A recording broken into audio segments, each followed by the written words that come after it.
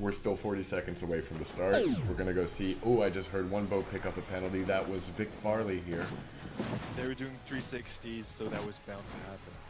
Alright, boats jockeying right now, trying to push one another outside of the start zone. If you're not familiar, match racing is not like normal racing. It's not about going faster than the other boat. It's about finishing first. And you can go as slow as you'd like, as long as you're putting the other boat behind you.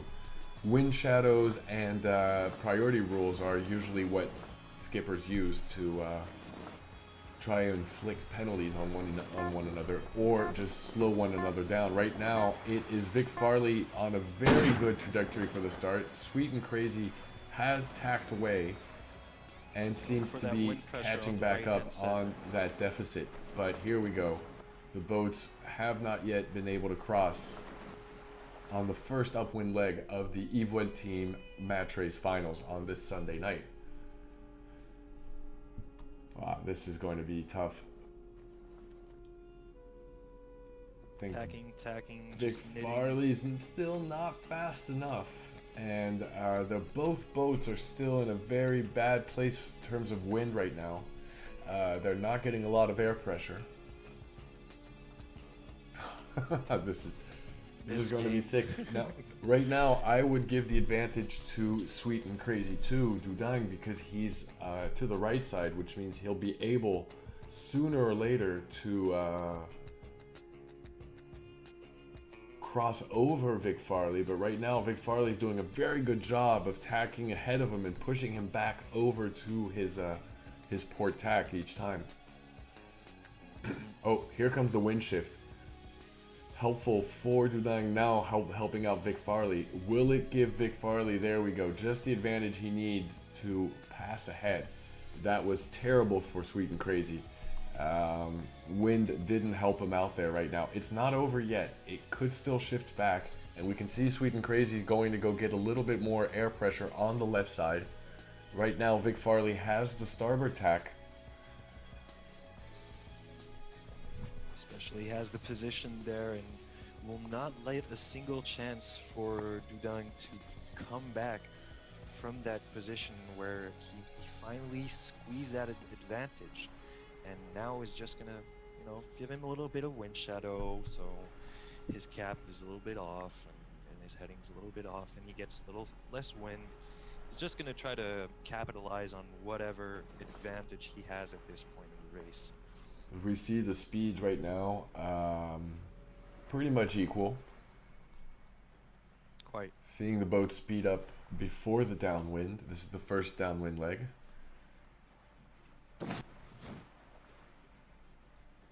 Might you bring this full screen so we can really have the full impression of the game right now? I'll just do a little bird voice.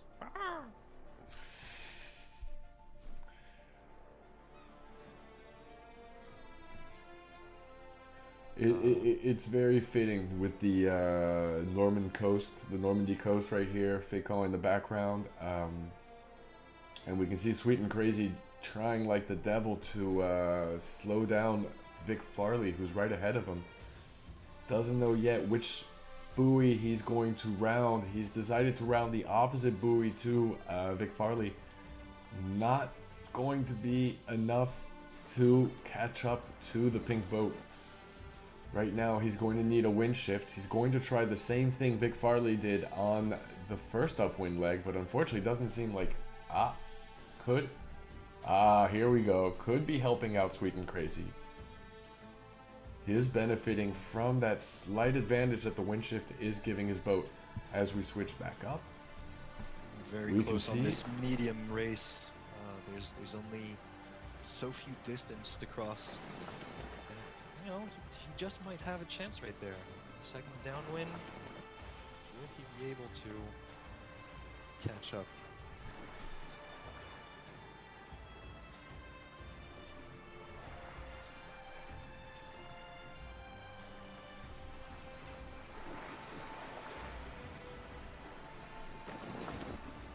Those sailors don't have a single second to lose focus there. They're tacking, they're adjusting their sails and their heading. It's really close. Yeah, Sweet and Crazy, man, didn't manage to round that mark as well as Vic Farley did. The second one was much better. And now, what's his strategy going to be? Trying to catch up or trying to go get the wind pressure? Right now, it doesn't seem very clear yet. I mean, it's clear in his mind. It isn't clear to us what he's going to do. True, true. But he doesn't have a favorable side yet. And there you go. Got it. He's caught him in his wind shadow. Now it's going to be difficult. He only has 200 meters till the finish line to catch up. Now he's closing in on Arthur Farley, giving him as much wind shadows as he can, but he's running out of water, like some people would say. They are running out of racetrack, and here we go. Sweet and Crazy trying to jibe behind. Ooh, this is a very close finish. I would be not so sure of the result we see on screen yet. Oh, that's what it says.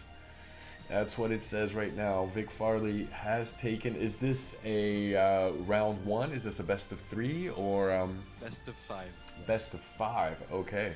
1-0 for Vic Farley.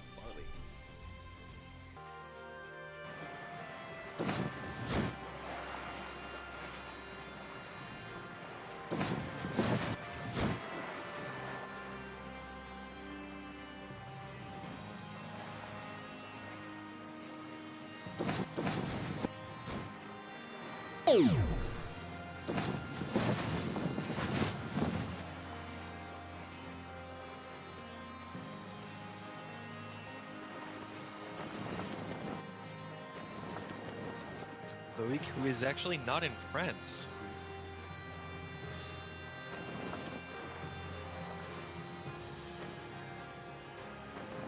Oh, and Dudang is really well playing here. He's blocking Farley so that he hits the race committee, and he will definitely get a penalty here. It's a good move at the start, taking advantage of that situation.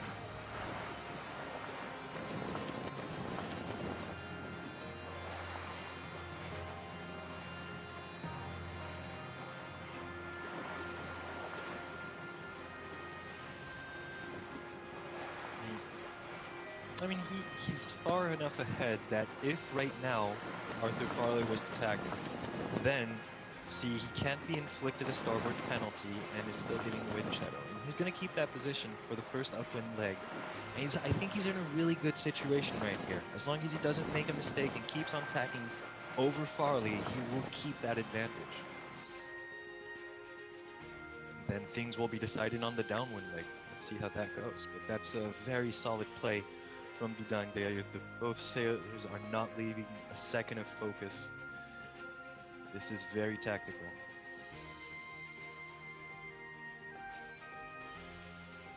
Oh, I've just received a message from a good friend of yours, Nick. Judas.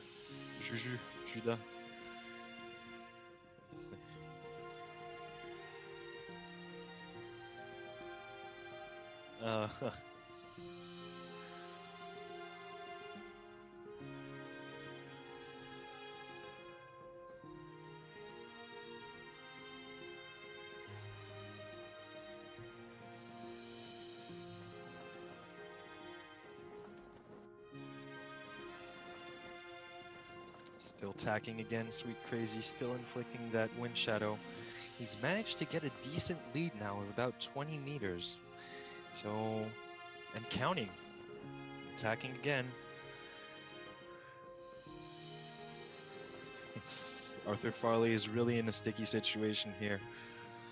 We'll see if he's still in range to put that wind shadow after the first, at the downwind leg, but he might be just meters too far to actually really penalize Dudang there. So, let's see.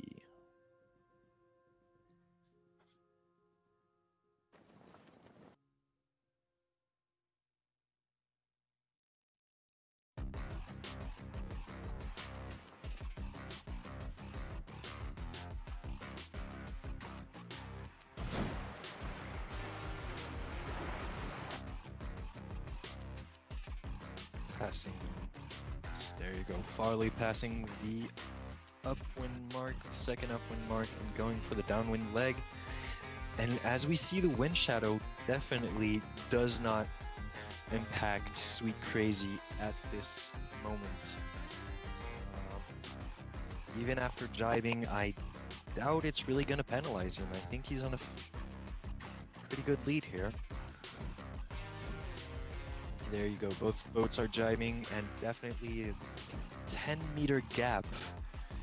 Farley's just trying to head downwind, but still doesn't manage to cover Sweet Crazy.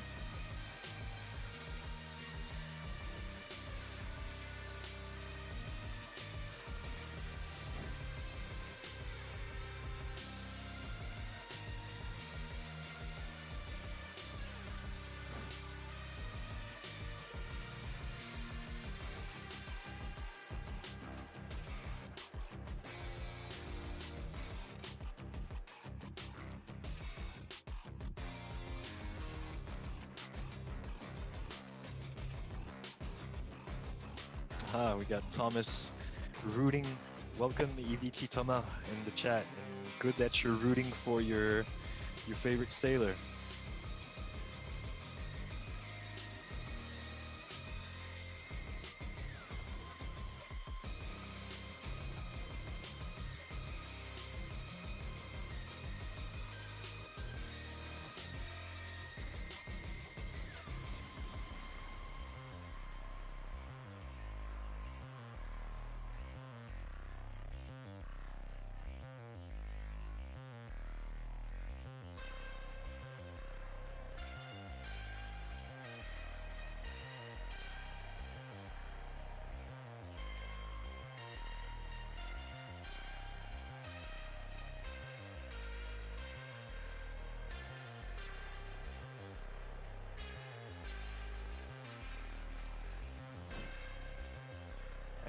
He is well ahead.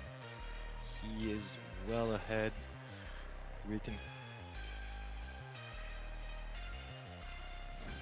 Yeah, let's call it. I'm calling it before the ballots are counted. Come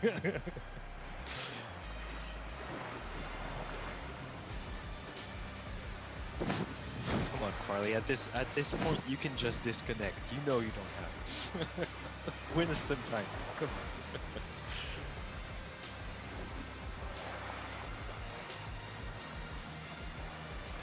Going to be racing until the finish line. Good sportsmanship, staying in the race until it's over, because it ain't over till it's over.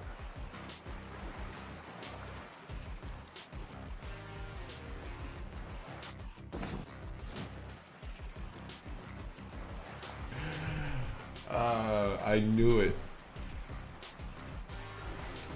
As the moment you said it's not over till it's over, I knew that there was going to be a disconnect from Arthur Farley. He knew it was over and preferred to get on with the race. That strategy from Dudang at start, by just blocking the way to Vic Farley, blocking him at the committee boat, that was really, like, the whole race was won just by that move. And that was a very good move by Dudang. Gotta give him that. That was very good, sir. It was all in the start. All right, we are going in. We are jumping in. Sorry, everyone. This was not expected. We were in one lobby, and the race was taking place in another lobby. Here we go. Sweet and Crazy versus Arthur Farley. Arthur Farley's got the lead, and Sweet and Crazy trying the same strategy he just did on the last race. Is it going to work this time? He was a little bit later to the line. And now he crosses behind. Oh, this was much more brutal than the first two races. Vic Farley losing no time and putting a penalty on Sweet and Crazy Dudang in the first seconds of the first upwind leg.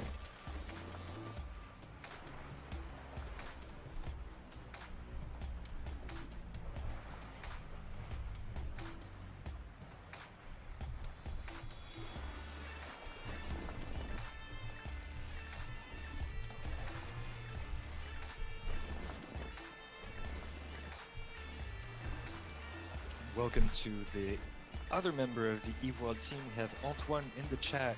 It's a lot of supporters for the French boat. Currently 26 meters behind Vic Farley. I keep on calling him Vic Farley, even though he's not playing with the virtual intercourse team with Arthur Farley. But that is his screen name when he plays on the Team Race League events. So we see a larger gap at the start of this race compared to the two previous races that we were watching. Definitely. Although both boats got the right start they wanted, it was just a matter of meters off of the start and a little bit of speed as well. Right now, And Arthur Farley doing everything he can to keep Sweet and Crazy in his wind shadow on the first upwind leg.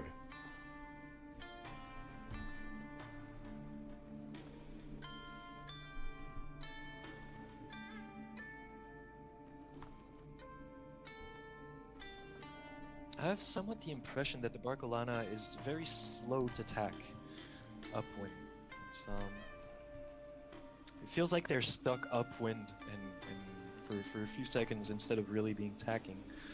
That's just probably just me. I think it's a very sensitive boat to steer. When you're at the tiller of that boat, you really need to be careful. And it's a bit like the Laser, one of the boats where the automatic tack isn't necessarily as good as the manual tack. Do you use manual tack or do you use automatic tack most of the time? Most of the time automatic tack, with a little bit of power tack depending on the boat, just going downwind, getting half a knot of speed so you can actually tack faster. I like that, power tack. I never use that, but that's exactly what I mean, is that I also like to leave it on best VMG until I'm about to tack. Here we go, Sweet and Crazy rounding the downwind mark second and losing a lot of meters to Arthur Farley. Yeah, I like to take a couple degrees off of the wind, going to a downwind, a couple more degrees to pick up some speed, and then I'll tack over. But I'll put the best VMG back before I finish that tack because I don't want to over tack. I don't want to start losing bearings because of that. So it's a pretty delicate technique that I have to use, especially on the Laser. I was going to say especially on the F50 because you have to go from one foil to another. Power tacks are essential. If you don't do that on an F50, you're gonna have a bad time. Yeah, I don't like doing it on the F50 myself too personally because I'm just afraid, you know, manual. I use the automatic tack on the F50 because it's a really tough boat to steer. Everything can go wrong in the F50. All right, here we go. Arthur Farley speeding ahead to his second wind tonight. Yeah, he's taken round 1 and round 3. So now he is currently looking for his third and final win, which would give him a victory in this best of 5 event. No, this is the third race. The score is 1-1. The score is 1-1. Now it's going to be 2-1. Right. All right. We're doing a best of 5, so he needs to win another race. Yep. To take home the title. That is Arthur Farley finishing first in round 3. Exactly. Thanks for the reminder. It is a best of 5, and so right now Sweet and Crazy has to pull back into the race, and we know he can do it. We know he's a very talented eSailer.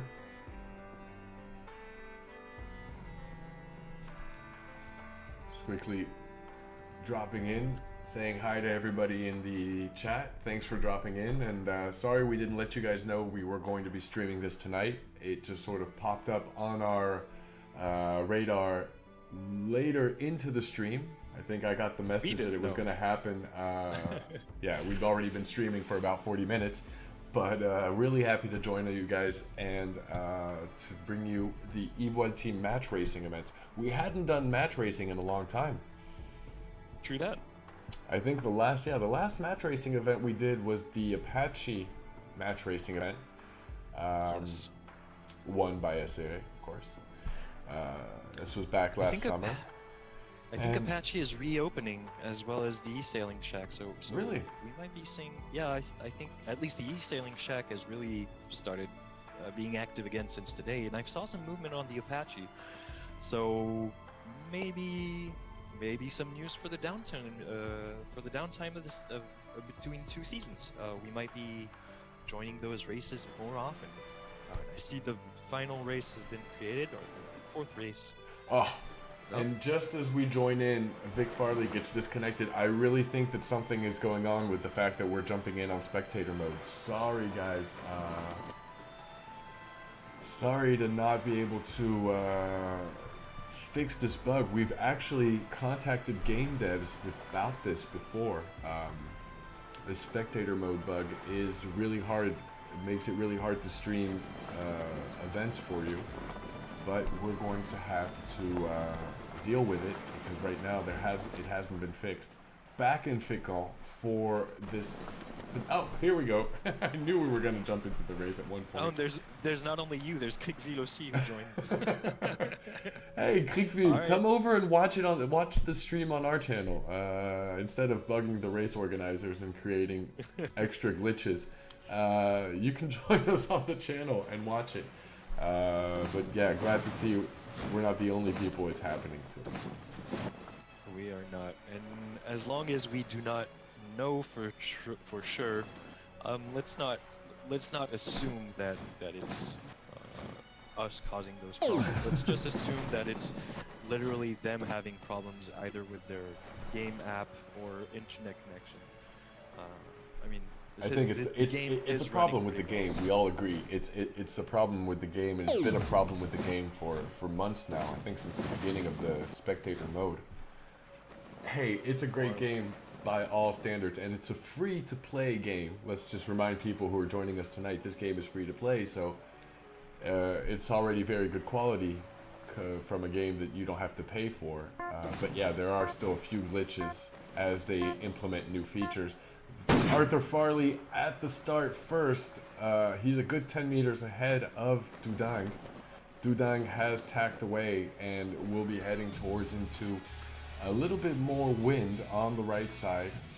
Nope, he's tacking back. He's trying to catch up and inflict that starboard penalty. Almost was able to, but unfortunately just a little bit short. Saw a little move from Farley there, who's like, am I going to be hit? Should I go downwind? He flinched. He flinched. He flinched. Pretty good. We're seeing a little bit different on this upwind leg. First upwind leg. Score is 2-1 for Farley.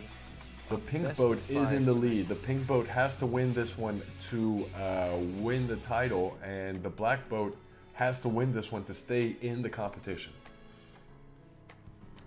The score to a tie. It's going to be really, really tough to say which boat's in the lead until we get to that first upwind mark. Right now, it's too close to tell. Though it would seem that Sweet and Crazy is coming back, and thanks to the wind shift, managing to force Arthur Farley to tack over him each time, thus making him lose speed. Every tack, yep. Yeah, really neck to neck. Still 200 meters from the first upwind mark. Currently, same speed on both boats. Currently a little bit faster for Arthur Farley. And boat 51-143 right there, that's Arthur Farley. Sweet and Crazy is also known by the French moniker Dudang, and is a sailor and organizer of the eSailing France League. Also the founder, and someone we appreciate very well because he's been helping us since the very start of the channel.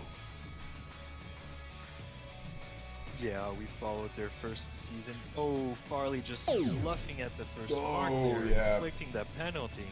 It was a little bit of team racing right there. He was doing a wind block. Forcing a penalty on his opponent and thus slowing him down. Alright, the penalty has worn off on Sweet and Crazy too, Dudang, and he is catching up. He's only got 30 meters to catch up, and with the wind shadow on the Barcolana 50, that should be enough. You can see right now, Arthur Farley great position. is slowed down by that wind shadow, but he's fast. He's jibing as much as he can to try to get out, and he's faking the jibes. I love that. He's trying to psych out his opponent, get into his head, but it's not working. You can see Sweet and Crazy has managed to pull back in and will now get on a starboard jibe. No, he will go off to the opposite buoy and stay on his starboard tack. Oh, will it be enough? That was a pretty good move there. Yeah, Oh, now now he has the Arthur vertical Farley. positions. Oh, this is an interesting race now. Arthur Farley doesn't have the best position right now to win it, but the wind shift putting him ahead. Oh, Dudine needs to get back into first place, and it could happen thanks to the ley line coming back a little bit towards him. I guess that's what he's hoping for right now. He's already in the wind shadow. You can see he's losing 2 degrees of heading compared to Arthur, and yep. We've got them both at 38 over here. Here we go. Arthur rounds the buoy clean. Little bit of rudder work there. You can see he's slowing his boat down much more. We don't understand why he would want to slow his boat down unless he knows that he's going to go place himself over on the right side of the track and use that to his advantage later on. Dudang is currently both, I think, a little bit bearing off. I think Arthur is just bearing off so that he doesn't get caught up in the wind shadow, but that is ineductible. This is it. We can see the finish line. It is 300 meters away right now. Arthur Farley has the win and the title in his hands if he can hold on to it. Dudang has 1.5 knots of better speeds. This is very close. This is going to be a very close finish. This is going to be a Nations Cup finish. Here we go. Now this is the move from Dudang trying to get under and inflict a penalty on Arthur Farley, but it's not gonna. Ooh. He's done it, but it's not gonna be enough. How did that happen? How did he get? He was on starboard. Jibe. What? How did he get the penalty there? Oh, jeez. No. Sweet and Crazy was on his starboard jibe, and Dudang and Arthur Farley came back on a port jibe, but unfortunately for Sweet and Crazy, he had enough speed going that even as soon as he took the penalty, he finished almost a second ahead. He crossed the finish line almost a second ahead. Yeah, go Loic, we're sad to say, but it looks like that was the last race of the final. It was a pretty interesting final to watch. Sweet and Crazy doing everything he could and had a very good start on almost all of his races.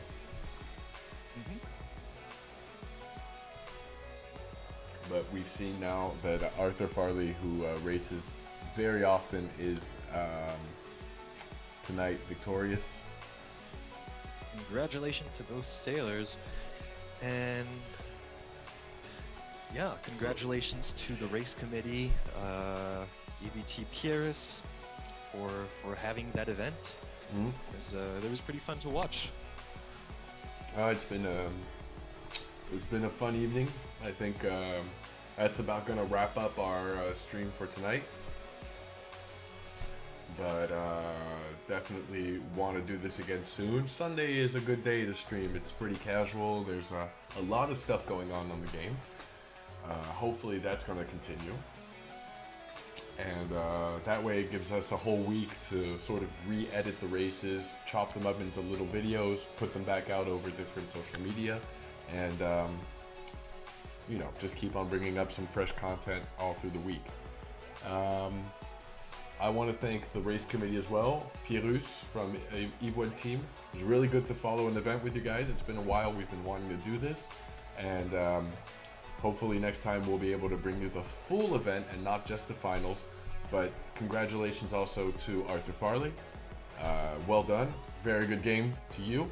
and to Sweet and Crazy and Dudang, very good finalist. And we saw that game against Kriegville. I guess those were the semifinals. Good. Looking forward to doing some more eSailing France events too in the future. Yeah. All right. Well, before I make you guys walk the plank, any last words, Arthur? Throw the captain overboard. No. Captain is the sole master on board before God himself. But as we reach the harbor and go back to land, I want to thank you guys for watching. Hope to see you again soon on the stream, and hope that you guys will, continue to share, subscribe, like, follow, and do all that kind of stuff that really just supports the channel. We love you guys too. Thank you, Foil Girl, and wish you a very nice Sunday, evening, or day, depending on where you are in the world. See you soon. Take care, everyone. See you soon. All right. We're out. All right.